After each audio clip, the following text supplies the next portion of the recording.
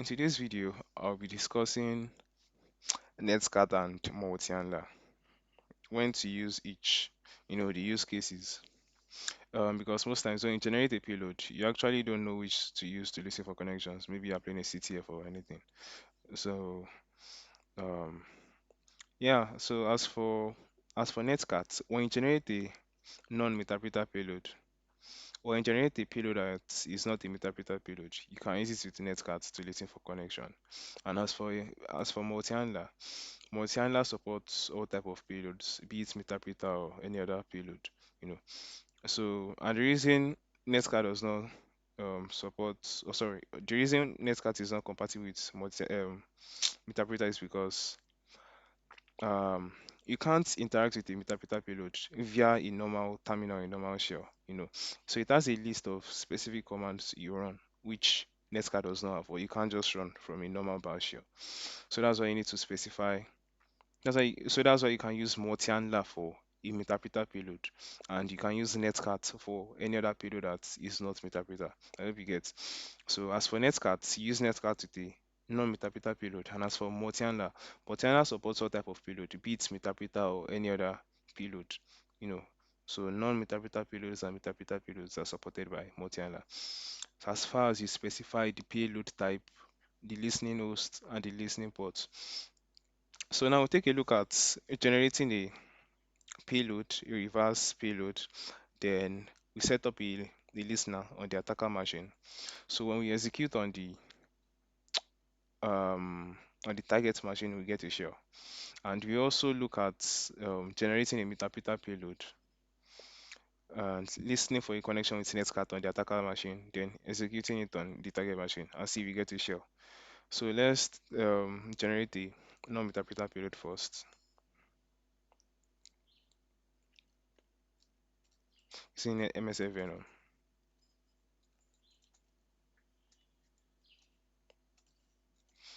Reverse bash.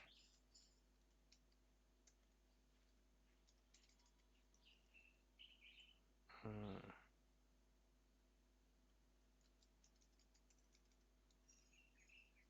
Okay, sorry.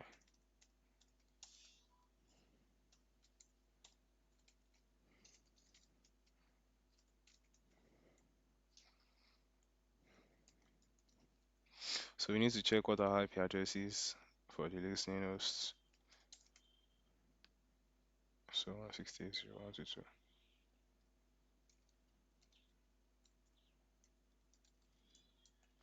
Then the port I'll be using will be um 7272.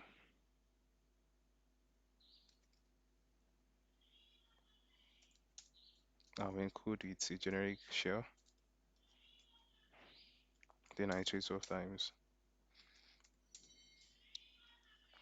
Then I'll name it payload.exe.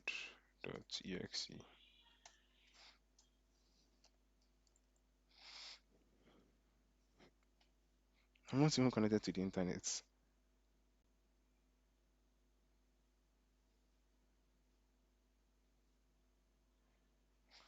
I'm coming.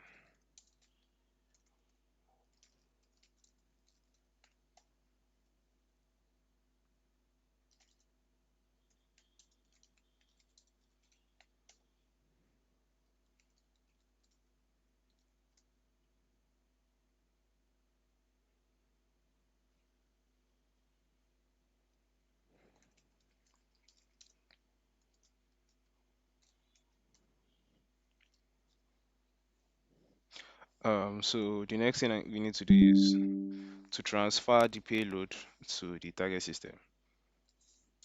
So I'll be using a Python server.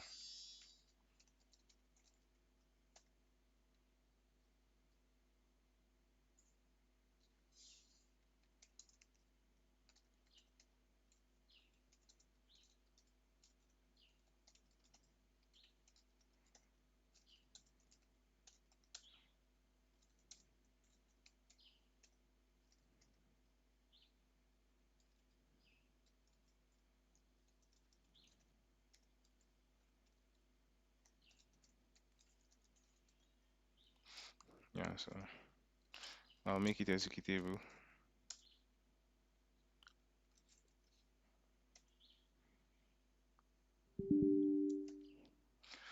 So we need to set up a listener. Then I have to close this connection. Set up a listener on the port 7272. Yeah, listen verbose port 7272.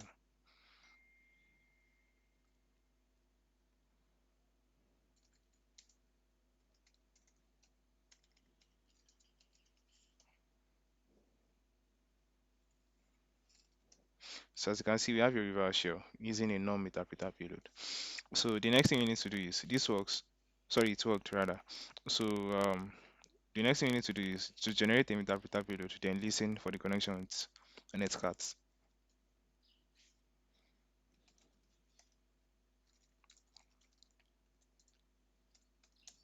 P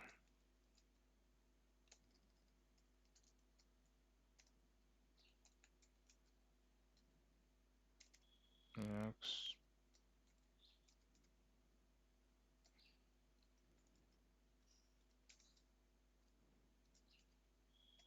reverse TCP. There.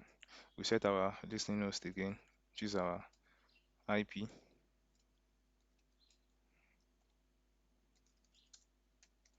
In this case, we'll be using a different port. So I'll just 73, 73.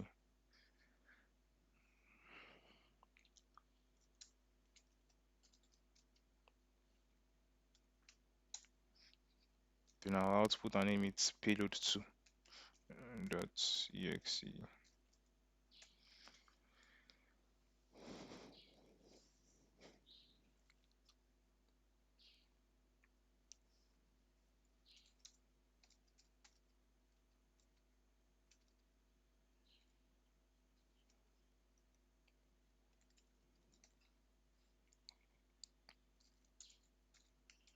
To transfer to the target again.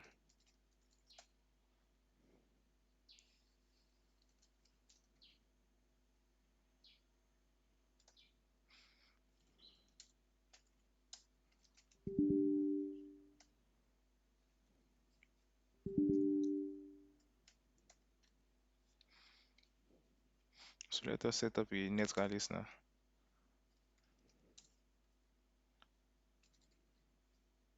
I think 73, 73.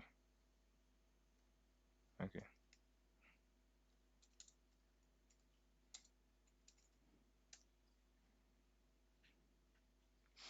Then,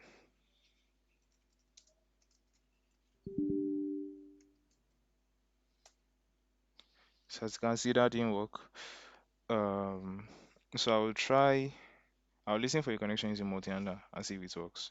Most times with Netcat, when you generate a interpreter payload and you use Netcat to listen for the connection, most times you get a shell, but to be blank, you know, you'll find nothing. There'll be nothing you'll be able to like to use it to do.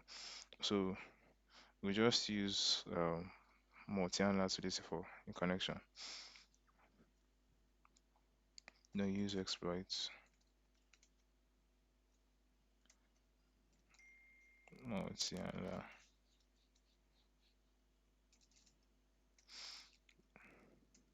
So set our payload to the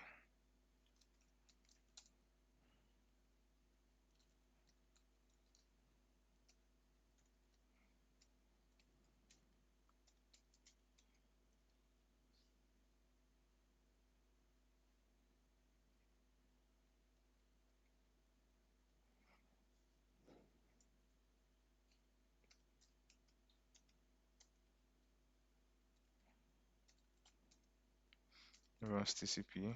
Set our listening host.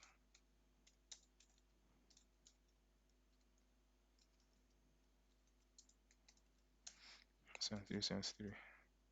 Then run.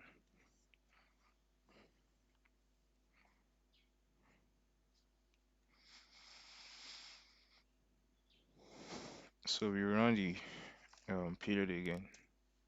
So as you can see, we have a shell. Um, so so that's it. So when you generate a interpreter payload, use it with multi-handler. And when you generate a normal payload, maybe CMG, Unix, whatever, use it with Netcat, to get a shell. So that's how it works. If you find this video helpful, please leave a like, share, and help subscribe. It helps a lot. Thanks.